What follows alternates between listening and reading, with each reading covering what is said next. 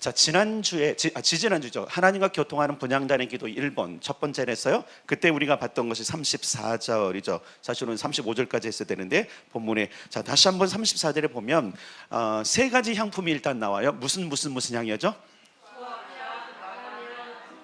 예, 요 세 가지 있어요. 자, 그림을 띄워주세요. 오늘은 제대로 그림을 제가 그려왔어요. 띄워주세요. 그림을 그렸어요. 자, 이제 잘 보이시죠, 그죠? 자, 지난주 우리가 본 게 그런 거예요. 자, 이 전체가 물론 이제 이렇게 크기는 크기는 이렇게 이쪽 반에 가서 이쪽 정사각형, 저쪽 정사각형에 올래요. 근데 좀 화면상에 그린 거예요. 자, 이걸 성소라고 그러는데, 성소를 이렇게 딱 가로질러서 휘장이 있고, 그 다음에 그 휘장 너머에 지성소가 있고, 지성소 쪽은 성소예요.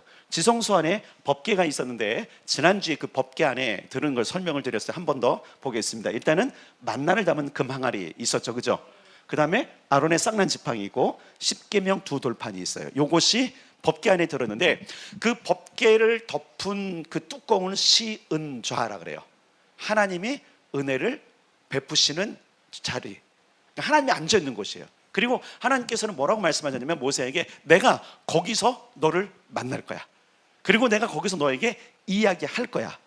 그렇게 하나님께서 말씀하셨어요. 자, 그런데 제가 이걸 해석해 드렸어요. 만나를 담은 금 항아리는 성부 하나님의 공급이었어요. 사람이 떡으로만 살 것이 아니라 하나님의 입으로 나오는 모든 말씀으로 살 것이니라. 아멘. 네, 그래서 공급자가 누구냐? 이건 신광야에서 있었던 하나님의 놀라운 기적의 역사를 펼치시면서 그때 이것을 기념하여 넣으라 그랬어요. 왜 기념할까요? 내가 공급자야. 사실 우리가 우리 힘이 공급자고, 내 남편이 공급자고, 혹은 내 아내가 공급자고, 우리 부모가 공급자 아니에요, 여러분. 하나님이 공급자이십니다. 예, 그거를 상기하라고 그러는 거예요. 그래서 우리는 지성소 안에 있는 성부 하나님 공급자를 만나야 됩니다. 자, 두 번째, 아론의 쌍난 지팡이는 대체 누구에게 권위가 있느냐? 이 싸움이었어요.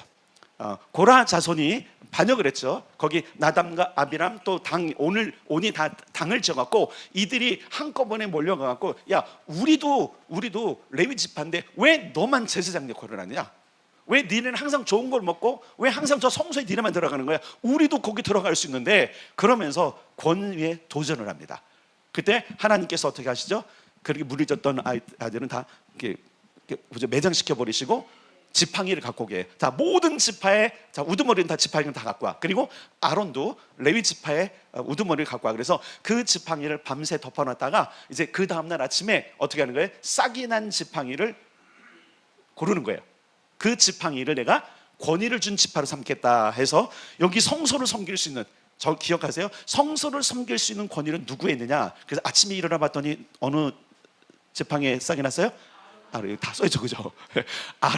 아론의 지팡이에 싹이 났어요. 그래서 뭐라 하냐면, 이 지팡이를 법궤 안에 넣어라. 근데 그 지팡이가 제가 보기에는 엄청난 큰 지팡이가 아니에요. 법궤 크기가 있으니까. 그때는 아마 상징적으로, 이때 여러분 지팡이와 막대기 아시죠? 이때 지팡이, 이게 제가 보기에는 그 지팡이 용도가 아니라 막대기 용도인 것 같아요.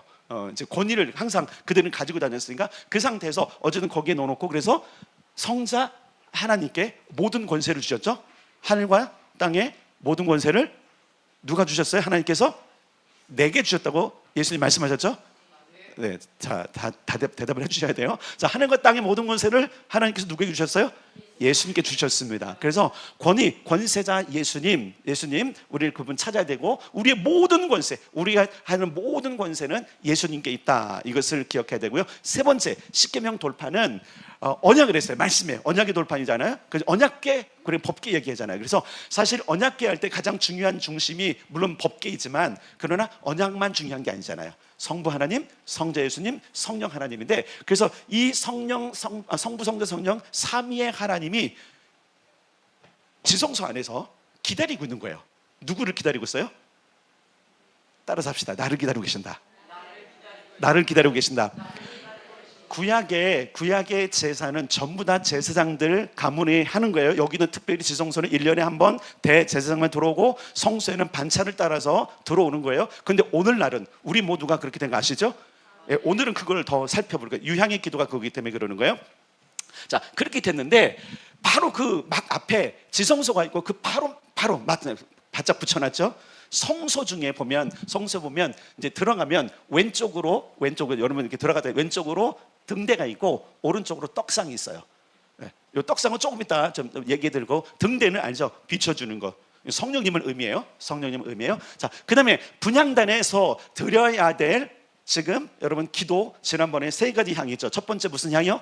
소합향의 기도. 이건 성부의 아버지의 눈물이라 그랬어요. 두 번째 나감향의 기도는 성자의 희생, 자기를 부인하고 자기 십자가를 지신 그 자기를 갈아 엎으신 그분의 기도. 그 다음에 풍자향의 기도는 성령의 임재, 그게 기름지고 풍성한 것이거든요. 그래서 소합향의 기도, 눈물의 성부의 기도는 통곡의 간절한 부르짖는 기도. 마치 하갈이 자기 아들을 데리고 광야로 들어갔을 때 그 아이의 울부짖음과 그 여인의 울부짖음을 하나님께 들으셔서 응답하셨던 것처럼 성부 하나님은 소합향의 기도에 반응하십니다. 자, 그 다음에 나감향은 성자 희생이죠. 깊은 기도, 금식 기도, 그렇죠? 예수님이 깊은 기도, 밤을 지새기도 하시고요, 뭐 방해받지도 않으시고요. 우리가 겟세마네 동산의 기도를 보면 얼마나 깊은 기도인지, 땀방울이 땅에 떠는 핏방울처럼 흘렀다 정도로 피가 흘러는, 핏기가 있는 땀이 흘렀다고도 얘기도 해요. 얘기도 하는데 얼마나 그렇게 열렬하게 깊이 기도하셨으면. 근데 여러분, 이때 예수님께서 기도하는 기도가 부르짖는 기도가 아니면 이렇게 안 돼요. 아시겠어요? 부르짖으면서 용을 쓰니까, 아주 깊은 용을 쓰시면서, 그러니까 여러분 한번 이런 땀을 한번 흘려보세요. 여러분들이 부르짖어 기도할 때에 막 온몸이 땅으로 젖는 이런 기도가 한 번씩은 필요해요. 이제 그 기도를 드리는 게 바로 나감향의 기도였고, 세 번째는 풍자향은 성령의 임재에서 성령 안에서 뭐 하는 거예요? 선포하고 성령 안에서 기름 부음 속에 기도하는 것들. 그래서 여러분, 이 세 가지 향이 너무 중요하다 그래서 이 세 가지는 마치 지성소를 여는 열쇠와 같다 그랬잖아요. 그죠? 그래서 여러분, 요 의미를 가져요. 그러니까 여러분, 간절한 통곡에 부르짖는 기도도 필요하고요, 깊은 기도와 금식 기도도 필요하고요, 성령 안에 선포하는 기도도 필요해. 이것을 우리가 삶에서 이루어가면 뭐가 열려요? 따라서 지성소가 열린다. 물론 열려 있어요. 이미 예수께서 그 휘장을, 여러분 아시잖아요. 예수님께서 돌아가실 때 어떻게 됐어요? 성소의 휘장이 위로부터 아래까지 갈라져 찢어졌잖아요. 열어놓으셨잖아요. 그 열려진 길인데 좀 이따 설명을 드릴게요. 이미 우리는 권위를 받고 이미 열렸지만 중요한 것은 뭐냐면 우리가 거기 들어가서 뭐 하냐 이거예요. 뭐 하냐. 특별히 중보자로 부름받고 대제사장으로 부름받는 우리들이 해야 될 일은 간구죠. 그리고 응답이 원하는데, 바로 그것을 정확하게 하나님께서 이 성소와 지성소를 연결했을 때 이 향세계를 그냥 주신 게 아니라는 거예요. 그래서 여러분, 이 의미를 파악하시고 우리 삶 가운데 이 세 가지 기도를 회복해야 되는 줄 믿습니다. 자, 이제 거기에 이제 34절에 중요한 게 있어요. 이 세 가지 향을 어디에 섞냐면 유향에 섞으라 그랬어요. 자, 34절 한 번 더 읽겠습니다. 34절 시작.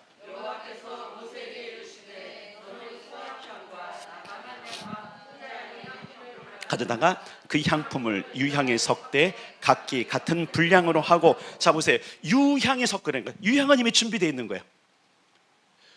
그러니까 여러분, 어떤 재료를 섞을 때 기본적인 재료가 있잖아요. 기본적인 재료가 뭐냐면 유향이에요. 유향. 이 유향이 너무나 중요합니다. 그리고 35절에 보면 뭐라 그러냐면 소금을 쳐라 그랬어요.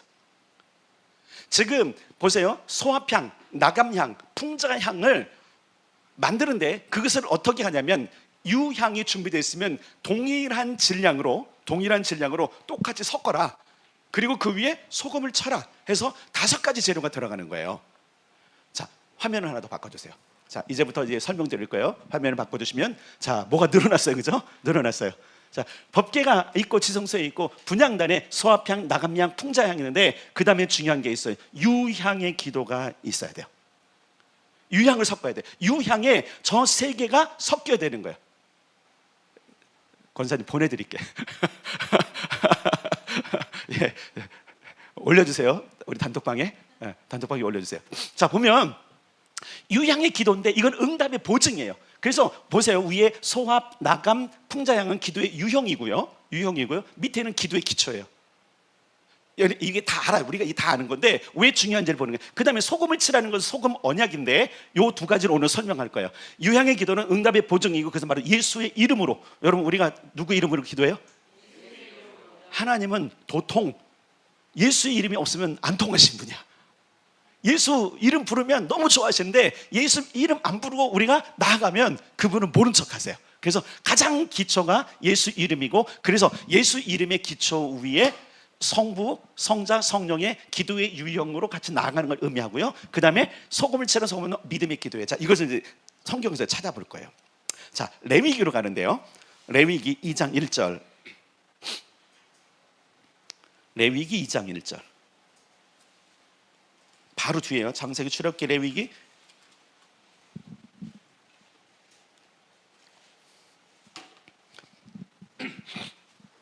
제 성경으로는 147면 2장 1절 시작.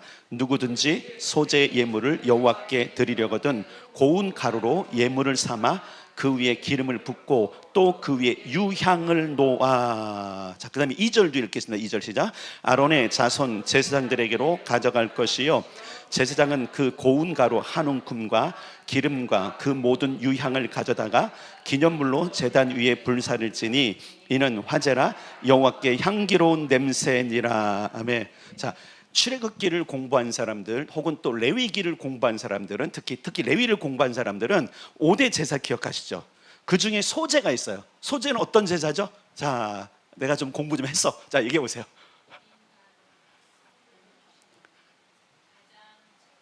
가장 최고의 것인데 어떻게 만들어요?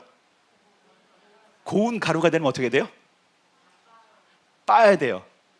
이게 뭐예요? 아까 여러분 힌트 뒀잖아요. 나감이에요. 소재 자체가 으스러뜨리는 거예요. 부서뜨리는 거예요. 자기 부인이 없으면 안 돼요. 가장 소중하게, 가장 좋은 것, 가장 우리가 정결하게 하나님께 드릴 때는 자신을 부서뜨리는 것이 필요한데, 바로 이 소재, 떡을 드리고, 이게 떡이 여러분 빵이죠. 떡인가요? 떡빵? 옛날엔 빵이죠. 우리 떡이고 빵일 때 이게 구운 빵도 있고 튀긴 빵도 있고요. 우리 부침개처럼 빵도 다양한 것으로 드리는데, 그때마다 뭘 하라고요? 그 위에 유향을 두래요. 유향을 뿌리는 거 아니에요, 여러분. 뿌리는 거 아니에요. 유향을 두래요. 왜 유향을 둘까? 모든 제물에는 유향이 필요해요. 왜 그렇죠? 하나님이 받으시는 모든 기도와 모든 제사는 누구의 이름으로? 예수님의 이름으로 오는 거예요. 소제물을 얘기할 때마다 출애굽기, 레위기, 민수기 계속적으로 소제를 이야기할 때마다 뭘 얘기하냐면 유향을 함께 놓아라. 그리고 뭐예요? 그것을 들을 때 제사장은 그 떡과 동시에 뭐예요? 유향을 태워라, 이렇게 해요. 그래서 번제단에 드리는, 자, 여기서 이 유향은 분향단의 유향이 아니에요. 번제단으로 가는 유향이에요. 이해되셔야 돼요. 자, 그런데 이 지금 번제단 안에도 여기서 드리는 분향단 외에도 또 한 군데 향이 필요한 곳이 있어요. 그것이 어디냐면 저 위에 보이는 떡상이에요. 떡상. 자, 거기를 보겠습니다. 자, 레위기 24장. 레위기 24장 5절부터 7절.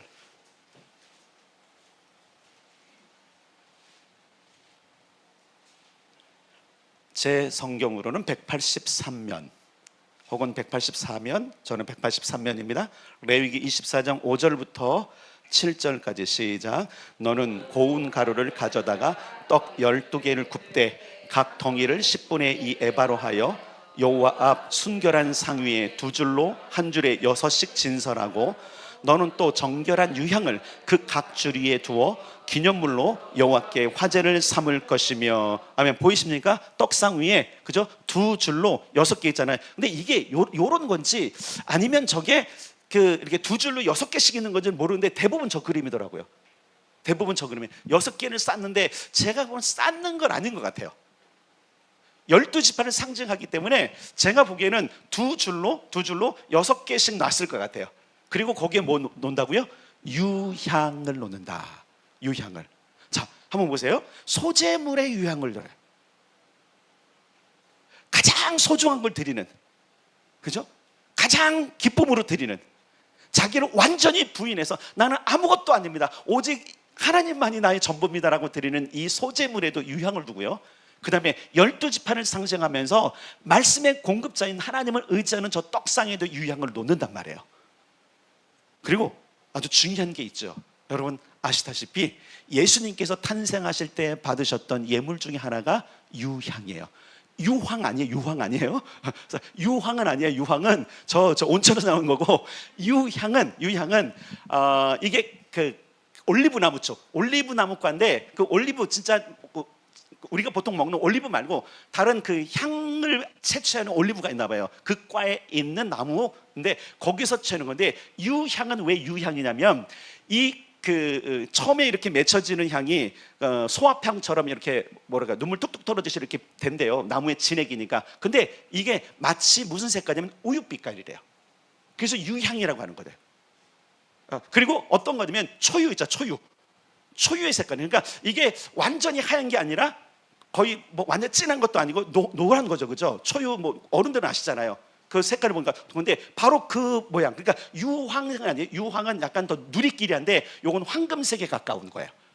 황금색이 좀 완전 황금색은 아니에요. 그래서 황금과 유향과 모량을 드렸던 예수님이 그것을 받았던 이유가 뭐예요? 그분이 왕이시기 때문에 그런 거예요. 그래서 그렇구나. 유향을 소재물과 떡상에 올리는 이유는 바로 그것이 기초가 바로 예수님 때문이라는. 그래서 여러분 아시다시피 이 성막을 이렇게 표현하실 때 그 모든 성막은 예수님을 표현하시죠. 자, 한번 볼까요? 자, 구원의 문, 성막의 문, 뜰에 있잖아요. 구원의 문이잖아요. 예수님 때문에 들어가죠, 그죠? 번제단, 거기서 누가 죽으셨어요? 예수님 죽으셨어요. 물두멍, 피를 누가 흘리셨어요? 피를 쓰시잖아요. 성소 안에도 온통 다 예수님. 그러니까 예수님으로 말미암아 뜰에 들어가고, 예수님으로 말미암아 번제에서 자기 죄를 해결하고, 예수님으로 말미암아 물두멍에서 자기 죄를 씻고, 성소에 들어가서도 예수님으로 말미암아, 그렇죠? 기도를 올리고 말씀을 익히고, 그 다음에 어떻게 해요? 예수님과 함께 더불어 지성소로 들어가는 이 구조 전체로 되어 있는 걸 볼 수 있어요. 자, 오늘 우리가 봐야 될 이 유향의 기도를 그래서 해석할 것인데, 그 전에 소금을 또 갈 거예요. 소금. 이 소금을 이 화면에서는 제가 분명히 소금을 쳐라 소금 언약이라고 말씀드렸어요. 자, 어디로 가냐면 레위기 2장 거기 펴 있나요, 여러분? 레위기 2장. 아까 24장으로 왔죠. 레위기 2장 13절로 가겠습니다.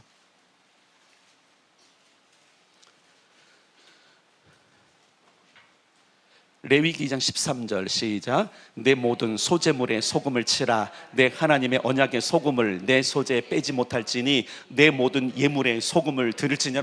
이상하네. 소재물에 아까 뭘 두라 그랬어요? 유향을 뒀는데 뭐라고 말하냐면 소재물에는 반드시 소금을 치는데, 이 소금이 무슨 소금이에요? 어떤 언약의 소금? 하나님의 언약의 소금. 그래서 내 소재에서 빼지 못한다. 이건 언약의 소금이다. 자, 그래서 소금 언약이라는 말이 나오는데, 이 소금 언약을 이해하려면 민수기하고 역대하로 가야 돼요. 자, 그래서 민수기 18장으로 가겠습니다. 창세기, 출애굽기, 레위기, 민수기 18장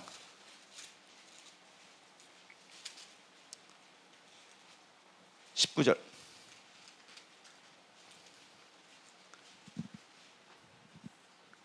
제 성경책은 226페이지 226 혹은 227에 있겠네요. 자, 민수기 18장 19절 말씀 다 같이 시작. 이스라엘 자손이 여호와께 거제로 드리는 모든 성물은 내가 영관 몫의 음식으로 너와 내 자녀에게 주노니 이는 여호와 앞에 너와 내 후손에게 영원한 소금 언약이니라. 자, 소금 언약이라는 것은 뭐냐면 내가 약속했는데 이것은 바꿀 수 없어, 이런 얘기예요.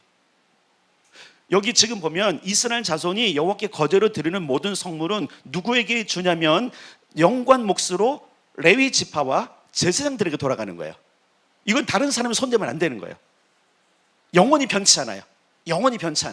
그렇기 때문에 내 자녀, 여기서 내 자녀는 누구예요? 레위 지파와 지금 아론의 후손들을 얘기하는 거예요. 너희들에게 주는 건데 이것은 바꿀 수 없는 언약, 이렇게 말하는 거예요. 그래서 잘 기억하세요. 분향단에 그 향기와 함께 소금을 치는 이유가 뭐예요? 내가 약속한 것은 반드시 이룬다는 뜻이에요. 그래서 소금이 되게 중요한 거예요. 자, 또 가겠습니다. 역대하 13장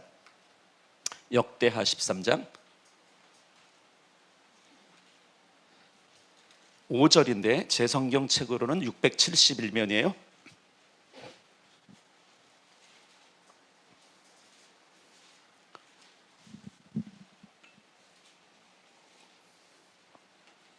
역대하 13장 5절 같이 찾아서 함께 읽겠습니다. 671면 혹은 672면.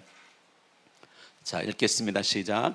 이스라엘 하나님 여호와께서 소금 언약으로 이스라엘 나라를 영원히 다윗과 그의 자손에게 주신 것을 너희가 알 것 아니냐. 자, 이거 보세요. 그래서 여러분 보세요. 이 이스라엘을 다윗과 그 자손에게 영원히 주신 거 맞죠? 그죠? 이 얘기 뭐냐면 내가 언약한 것은 소금 치듯한 언약이고 소금의 언약이다. 절대로 이것은 어떻게 하는 거예요? 변할 수 없는 것이다. 원래 이제 예전부터 소금의 기능, 지금도 그렇지만 소금의 기능이 뭐예요? 상하지 않게, 부패하지 않도록 뭐 하는 거. 그래서 여러분 소금이 이제 언제부터 개발된지 모르지만 특히 바다 물고기들이 쉬 죽으니까 옛날에 얼음이 없을 때 어떻게 했죠? 다 소금에 재버렸죠. 그렇죠? 얼음이 없을 때. 그래서 우리 예전에 여러분 얼음이 흔하지 않을 때는 대부분 무슨 고등어 먹은지 아시죠? 간고등어 드셨어요. 잘하시네요. 저도 어렸을 땐 생고등어 거의 못 먹었어요. 왜냐면 그건 너무 귀하기도 하고 이게 판매가 안 되니까. 그래서 다 간고등어인데 그 이유가 뭐냐면 저장실이 그것밖에 없는 거예요. 부패하지 않게 하고 썩지 않게 하고. 그렇기 때문에 소금 언약이라고 하는 이 소금을 치라는 이야기는 뭐냐면 이 분향단에서 너희들이 기도하잖아. 그러면 나는 저 지성소 안에는 법궤에서 이야기했던 이 모든 것들을 영원히 변치 않고 너희들이 응답할 거야, 이 말씀인 거예요. 모세기 뭐라고 그랬죠? 거기에서 내가 너를 만나고, 출애굽기 공부하신 분들 거기서 내가 너를 만나고 그 다음에 뭐 한다고요? 너한테 이야기할 거야. 그래서 제사장들은 바깥에서 뜰에서 제사가 다 끝나고 물두멍에서 손을 씻고 들어와서 분향단에서 여러분 뭐 하고 가야 되냐면 이 기도뿐만 아니라 뭐 하고 가야 돼요? 하나님의 음성을 듣고 가야 되는 거예요. 그것을 증명해 드렸죠. 그렇기 때문에 여러분 이렇게 믿으셔야 됩니다. 우리가 제사장의 역할로 그냥 분향단에서는 중보자로 기도하면 하나님 반드시 들으신다. 내게 말씀하신다. 왜냐면 이제 이게 너무나 중요하기 때문인데 이 유형의 기도는 바로 응답의 보증이라고 했잖아요. 어린 양이시고 중보자이시고 대제사장이신 성자 예수님, 이분이 모든 것을 보증해 주시는 거예요. 자, 그래서 어디로 가냐면 히브리서로 가겠습니다. 히브리서 4장. 정말 그런가 봅시다. 히브리서 4장 14절부터 16절까지.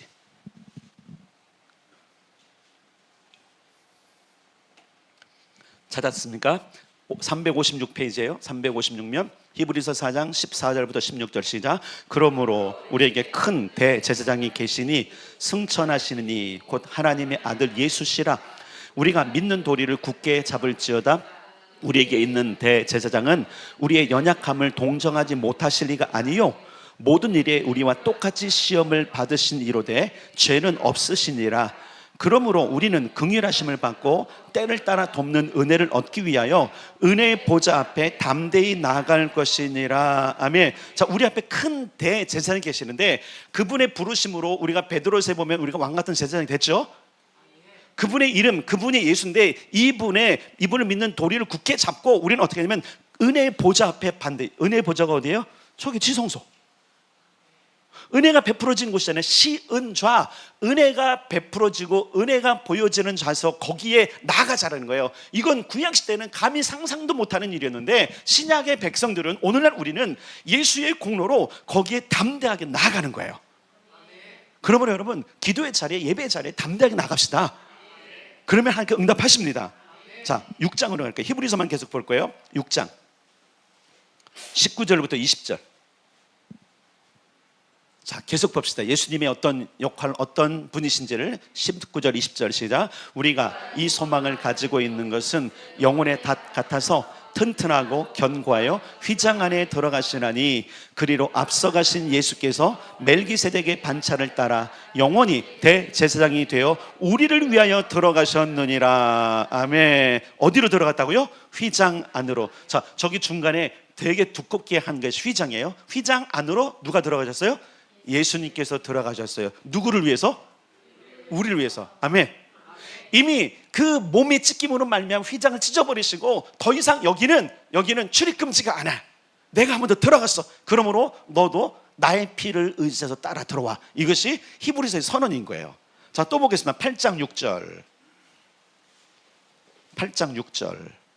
바로바로 나와요. 8장 6절 시작. 그러나 이제는 그는 더 아름다운 직분을 얻으셨으니 그는 더 좋은 약속으로 세우신 더 좋은 언약의 중보자시라. 아멘. 자, 대제사장이에요.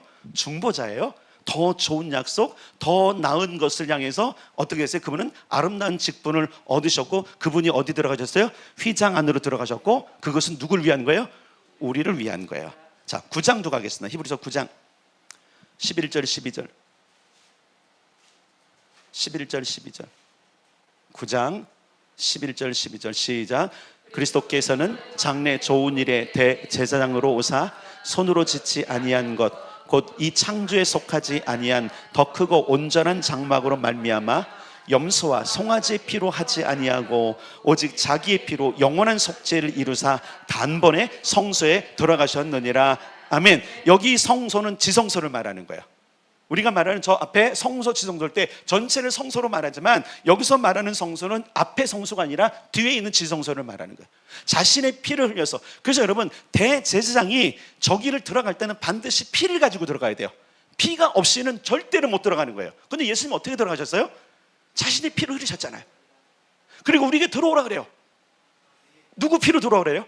짐승의 피입니까? 예수님 피예요. 그러니까 예수를 믿고 그 피의 은혜로 구원을 받은 모든 사람들은 어디로 들어갈 자격을 얻은 거예요? 지성소를 들어갈 자격을 얻은 거예요. 근데 문제는 뭐냐면 안 들어가는 게 문제가. 우리는요, 하늘을 누릴 자격을 얻었습니다. 축복을 누릴 자격을 얻었습니다. 근데 문제는 뭐냐면 그 자리로 안 가는 거예요. 들어갑시다. 그래서 사장이 담대히 들어가자. 왜? 소금 언약이잖아요. 소금 언약. 내가 이미 들어갔어. 예수께서 자기의 몸을 찢기시고 자기 피를 흘리시고 자기의 살을 찢기시고 모든 걸 담당하시고 어디로 들어가셨어요? 지성소의 휘장을 찢으시고 들어가셨어요. 그러면서 뭐라 그래요? 너희는 다른 거 말고 내 피를 의지하고 따라 들어와. 그럼 뭐가 열려요? 지성소가 열리고 지성소 안에 성삼위 하나님의 모든 것을 누리는 혜택을 우리가 받은 거예요. 그 자격을 얻은 겁니다. 그럼 들어가야죠. 그래서 히브리서 기자가 그러니까 탐대하게 나가자. 왜 은혜를 거절하느냐? 왜 긍휼함을 지금 너희들이 지금 거절하고 있느냐? 자, 두 가지 의미를 봅시다. 긍휼과 은혜에 대해서 우리가 살펴볼 게 다른 해석들도 많지만 긍휼은 첫째는 타인을 위한 거예요. 타인을 위한 거, 긍휼. 은혜는 나를 위한 거예요. 너와 다른 위해서. 제사장도 여러분 그 안에 들어갈 때 얼마나 긍휼이 필요하고 은혜가 필요해요. 죽을 수 있는 거거든요. 그리고 하나님의 응답을 얻으려면 이 두 가지가 필요한데, 그래서 제사장은 들어갈 때마다 어떻게 하죠? 자신을 위해서 기도할 뿐만 아니라 기도의 응답이 필요한 자들을 위해서 뭐예요? 긍휼한 마음을 가지고 눈물을 흘려 기도하잖아요. 이게 바로 지성소의 성소에 기도했던, 분향단이 기도했던 거예요. 자, 두 번째, 유향의 기도가 응답의 보증이라면 소금 기도는 언약을 믿는 믿음의 기도예요. 만나시고 말씀하시는 언약을 믿는 이 믿음이 되게 중요합니다. 히브리서 11장 6절. 자, 11장 6절. 아주 유명한 말씀이죠. 이 말씀의 6절이 그냥 나온 게 아니에요. 지금 계속 읽었던 이 내용에 줄기에서 나오는 거예요. 6절 시작. 믿음이 없이는 하나님을 기쁘시게 하지 못하나니 하나님께 나아가는 자는 반드시 그가 계신 것과 또한 그가 자기를 찾는 자들에게 상 주시는 이심을 믿어야 할지니라. 아멘. 소금 언약. 내가 한 언약은 그냥 언약이 아니야. 여러분, 그때 당시에 고대 근동에 가장 중요한 언약이 몇 가지가 있는데, 첫 번째 피 언약이에요. 피 언약은 뭐예요? 진짜 짐승을 둘로 쪼개고 그렇게 언약이에요. 그래서 이걸 언약을 어기면 어떻게 되는 거예요? 둘 중에 하나는 죽는다, 이런 거예요. 근데 소금 언약은 좀 차원이 달라요. 소금 언약은 이거는 누가 깨든 상관없어. 영원한 거야. 여러분, 예수님의 속죄는 영원합니까? 아멘. 소금 언약인 거예요. 한 번 구원받았어요. 우리를 구원하게 인치셨어요. 그거 바뀝니까? 안 바뀌어요. 문제는 뭐죠? 내가 정말로 구원받을 고백을 했냐가 문제죠. 교회에 와 있다고 구원받은 거 아닌 거 아시죠? 질문하겠습니다. 여러분, 예수님 믿으십니까? 예수님 피를 믿으십니까? 예수님 십자가를 믿으십니까? 그분이 나를 위해서 죽으신 거 믿으십니까? 나를 위해서 대신 피 흘리신 거 믿으십니까? 그렇기 때문에 그분이 나를 피값으로 사신 걸 믿으십니까? 인정하십니까? 그러면 그분이 나의 주인인 걸 인정하십니까? 이게 인정되면 어떻게 되냐면 삶이 바뀌게끔 돼 있어요. 자격을 얻었잖아요. 이것을 인정한 자는 바뀌어요. 그런데 이것이 인정 안 되면 안 바뀌어요. 그래서 우리는 항상 어디로든 십자가를 하고 돌아가야 돼. 자꾸. 왜? 십자가로 돌아가야 내가 어떤 존재고 예수님 어떤 존재를 알기 때문에.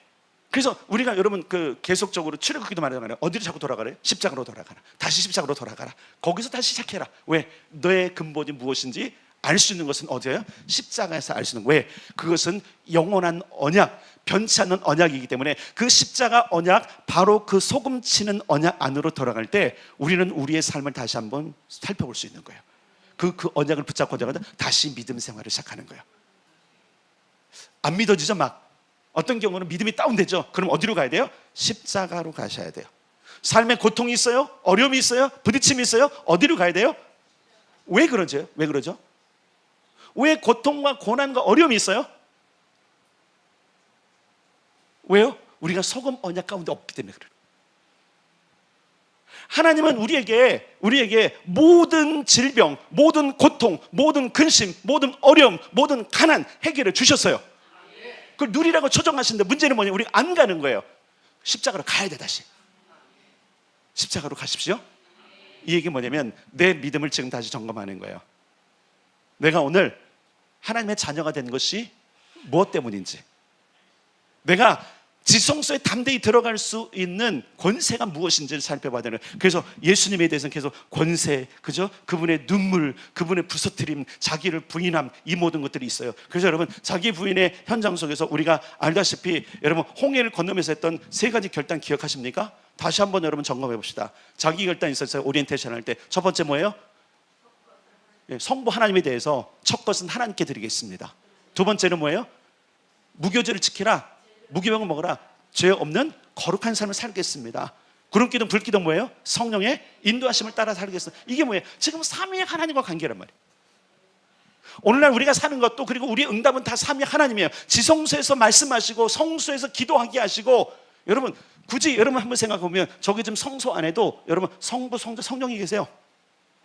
성령 비춰주시죠? 말씀이신 하나님 계시죠? 분향단에 자기를 태우신 예수님 계시죠? 구원의 문 예수님 계시죠? 죄를 사하신 하나님의 번제 능력이 계시죠? 물로 씻으시는 성령이 있으시죠? 자, 그러면 성소 전체가 하나님께서 이스라엘 백성들을 출애굽시켜서 광야에서 성막을 세우시고 보이고자 하는 것은 뭐냐면 내가 너희와 항상 함께 한다는 거예요. 그리고 뭐예요? 너희는 나를 바라봐, 내게 계속 나와. 그래서 이스라엘 백성들이 광야 생활을 할 때 여러분 어떻게 살았는지 알죠? 성소가 중앙에 딱 있어요. 성막이 있어요. 그러면 동서남북에 세 지파가 있는데 그 지파들의 문이 다 어디로 돼 있어요? 텐트 문이요? 성막을 향해 있는 거예요. 무엇 때문에? 무엇 때문에? 하나님만 바라봐라. 여러분 오늘날 우리가 하나님만 의지하고 계십니까? 하나님만 바라보고 계십니까?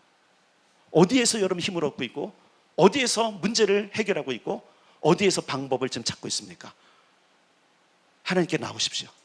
예수께로 오십시오. 성령님을 의지하십시오. 아버지께로 돌아오십시오. 똑같은 말이잖아요, 그죠? 똑같은 말이에요. 다만 우리가 기도하는 것 중에서 분향단의 기도가 왜 중요하냐면, 다시 말하겠습니다. 지성소를 여는 열쇠가 분향단이다. 여기 안 가면 지성소에 갈 수가 없어요. 대제사장도 그 뜰에서 자기의 죄를 번제단과 물도망에서 해결하지 않고는 성소에 못 들어가고, 성소에 못 들어간다는 이야기는 지성소에 접근조차 못한다는 얘기예요. 그런데 하나님께서 오늘날 우리에게 지성소를 열 수 있는 비결을 가르쳐 주신 것이 바로 성소의 기도고 분향단의 기도인 거예요. 자, 정리를 해봅시다. 자, 첫째, 분향단 앞에 서는 중보자는 첫 번째, 예수 그리스도의 이름으로 쓰는 거예요. 예수 이름으로 서야 됩니다. 근거예요. 예수, 유향이신 예수 그리스도의 이름으로 서야 되고, 두 번째, 응답의 언약을 믿으셔야 됩니다. 내가 기도하는 거 응답됩니다.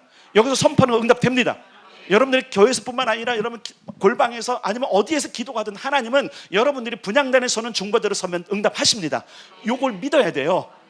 히브리서 11장 6절, 믿음이 없이는 하나님을 기쁘시게 못하나니 하나님께 나아가는 자는 반드시 그가 계신 것과 그가 자기를 찾는 자들에게, 근데 어떻게 상 주세요? 찾는 자들에게 반드시 주세요. 반드시 그가 계신 것과 반드시 상 주시는 걸 믿으시는 것, 요게 소금 언약이라는 거예요. 그래서 자, 두 가지로 나눠서 첫째는 기도의 유형이었고요, 기도의 기초였잖아요. 그래서 우리는 예수의 이름으로, 그죠, 응답을 믿고 기도하셔야 돼요. 이것이 바로 유형과 소금 기도예요. 그 다음에 간절히 부르셔야 돼요. 여러분이 부르짖는 것, 여러분 내면도 괜찮지만 어쨌든 여러분 부르짖을 수 있는 환경을 만드십시오. 이 굉장히 능력이 있습니다. 제가 분명히 말씀드릴게요. 이전에 과거에 우리나라 전 세계 통해서라도 우리나라가 부흥할 때, 우리나라 번성할 때, 우리나라의 하나님의 역사가 일어날 때 전국에 있는 교회들이 부르짖었어요. 잠잠했던 적이 없어요. 다시 말할게요. 온 동네가 시끄럽다니까요. 안 믿는 사람들은 오히려 해서 막 소리 지르니까 조용히 해라 막 이랬어. 내가 그 들었어. 시끄럽다 막 이랬어. 그러나 말거나 뭐 했어요? 부르짖었어요. 하나님 이 민족을 불쌍히 여겨주십시오. 우리 자녀들을 불쌍히 여겨주십시오. 우리의 가난과 우리의 질병을 불쌍히 여겨주십시오. 근데 요즘은 그 기도가 안 나오는 것 같아요. 왜? 덜 가난하거든요. 덜 병들었거든요. 덜 불쌍하게 여기는 거거든요. 근데 여러분, 이거는 회복해야 됩니다. 우리는 소합향의 기도를 회복해야 됩니다. 그리고 말씀드려요. 이전에 교회에서 성장을 경험했고 교회 분위기가 바뀐 것은 부르짖는 기도였어요. 제가 아직도 기억해. 그 교회를 처음 갔는데 참 교회가 참 좋았어요. 여러 가지 좋았는데 참 불편한 게 한 가지가 있었어. 새벽에 기도하는데 저는 그래도 그렇다고 예전부터 불루불루 이런 사람 아닌데 새벽에 기도하는데 내 심령이 너무 답답한 거야. 왜냐면 다 조용히 기도해야 돼. 옛날에 뭐 음악이나 제대로 틀었습니까? 조용히 그래. 그래서 그때 제가 표현을 분명히 했잖아요. 그때 기도하다가 바늘을 똑 떨어뜨리면 바늘 소리가 날 정도였다고. 제 심령이 그렇게 한 거예요. 이걸 어떻게 할까? 이 심령의 이 눌림을 어떻게 할까? 그러다가 만난 분이 윤영구 목사님이잖아요. 요즘 윤영구 목사님 살아나셨어요. 왜 살아나는지 아세요? 그분이 부르짖음이 회복됐거든요. 몇 년 전에 갔을 때 형님 다시 부르짖어야 됩니다. 왜 부르짖음 멈습니까? 10살이나 어린 동생이 한참 선배시고 제 스승이고 멘토이신 그분한테 형님 왜 안 부르짖습니까? 부르짖어야 됩니다. 그래야 살아납니다. 근데 그분이 알아들으셨어요. 그래, 이것이 정답이지. 여러분, 자녀가 살기를 원하십니까? 자녀를 위해서 부르짖어야 돼요. 우리가 살기를 원합니까? 부르짖어야 돼요. 우리 교회 부흥을 원합니까? 부르짖어야 됩니다. 여러분의 삶의 번성을 원합니까? 부르짖으셔야 돼요. 왜? 아버지 눈물이 거기 있거든요. 통곡의 눈물들이에요. 물론 우리가 울 때가 있고 부르짖을 때가 있어요. 제가 꽤 오래전이었는데 한동안 이제 제 아내가 하나님의 감독으로 정말 오랫동안 막 울면서 기도했어요. 근데 제가 이제 멈춰라 그랬어요. 이제는 울며 기도할 때가 끝났다. 그랬더니 이제 안 울어. 근데 아내만 아니라 다른 사람 안 우는 거예요. 꼭 눈물 흘리는 게 아니에요. 통곡하는 기도가 필요해요. 꼭 울지 않아도 돼요. 하나님 이 상황을 해결해 주십시오. 그러니까 전국이 다 부르짖고 기도원마다 교회들마다 가면, 여러분 기도원 갔을 때, 예전 기도원 갔을 때 잠잠한 기도원 보셨어요? 입구부터 벌써부터 그냥 북소리에, 그죠? 북소리에 그냥 마이크 소리에 쩌렁쩌렁 하면서 기도하고, 또 그리고 그거 끝나면, 여러분 집회가 끝나면 가만히 있었어요? 조금만 산에서 주여 소리가 여기저기 들리는데, 야, 그게 뭐였죠? 지성소를 여는 기도였던 거예요. 그 지성소가 열릴 때 어떻게 했습니까? 하나님의 공급이 시작됐죠. 이 땅에 경제적인 부흥이 왔죠. 이 땅에 신앙의 부흥이 왔죠. 그렇죠? 많은 질병이 치료됐습니다.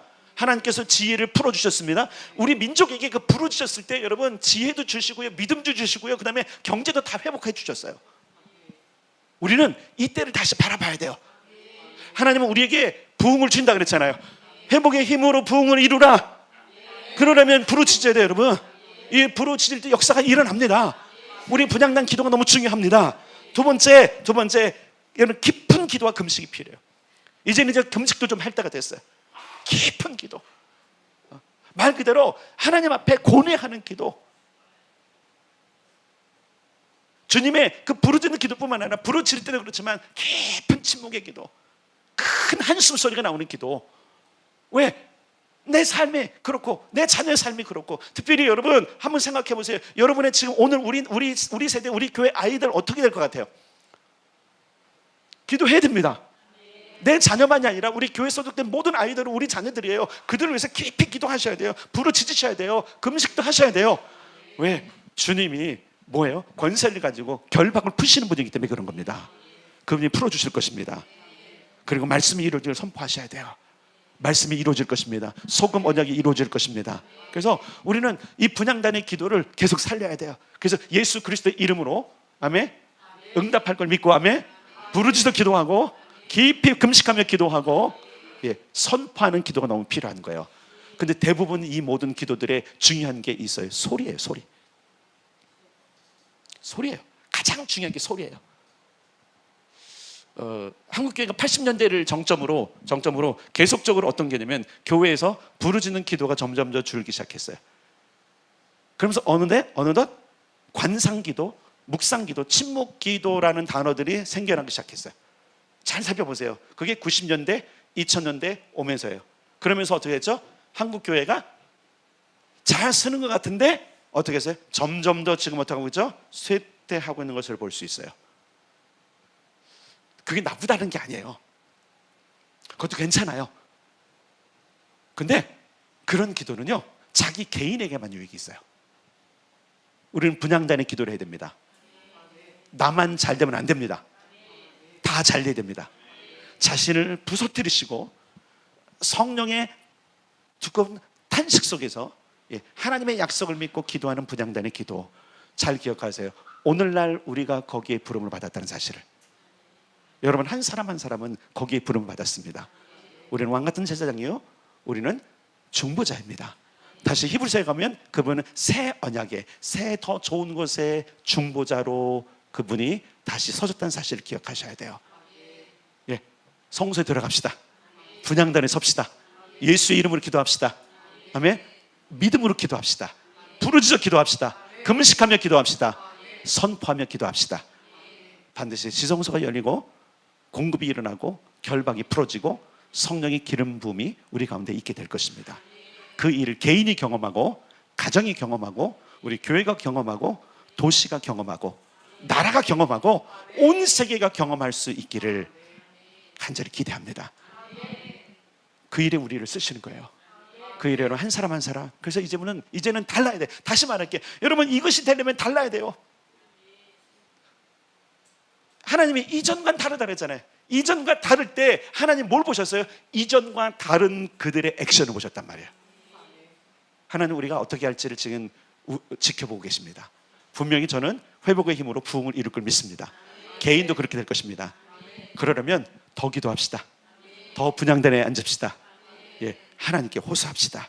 그 일이 우리가 주님을 믿고 이 기도로 승리하고 이 기도로 풍성함을 누리게 되는 우리 성도들 되기를 주님의 이름으로 축복합니다.